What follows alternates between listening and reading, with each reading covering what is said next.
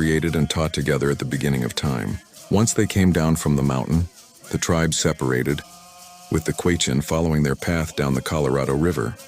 Significance and modern recognition. For the Quechan and other human tribes, Avikwame is the spiritual birthplace where ancient ancestors emerged and received life-giving traditions. The connection to this land is not merely historical but deeply spiritual, tying the tribe's traditions and well-being to the landscape. In 2023, the U.S. government designated the area a national monument, affirming its sacred and cultural importance to the indigenous communities. The move was supported by tribal nations who had long advocated for its permanent protection. The Yuma creation myth comes from the Yuma people, or Quechan, living in northern Arizona. The Yuma developed a pictographic system that were probably older than the Egyptian hieroglyphics. The early Yuma people probably worshipped in caves, and many pictographs show scenes from nature, trading, and mythology. In the beginning of the creation myth of the Yuma, there was nothing but water.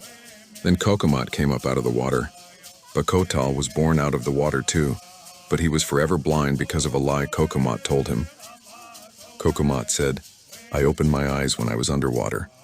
But this was a lie. Once the twins were born, Bakotal tried to create humans, but they were not right. Instead of feet and hands, they had lumps, but Bakotal, being blind, thought it was perfect.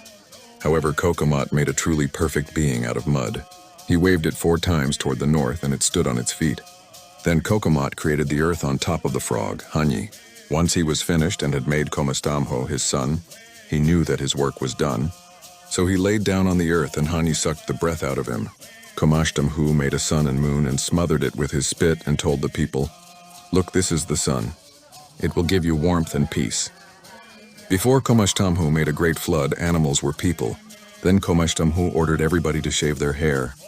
The great flood Komashtamhu was displeased with the fact that the animal people did not look good with their hair cut, so he changed them into animals. However, the newly formed animals were violent and dangerous, so he sent a great flood. After a long time, Markohuvek, a person, asked Komashtamhu why he was making a great flood.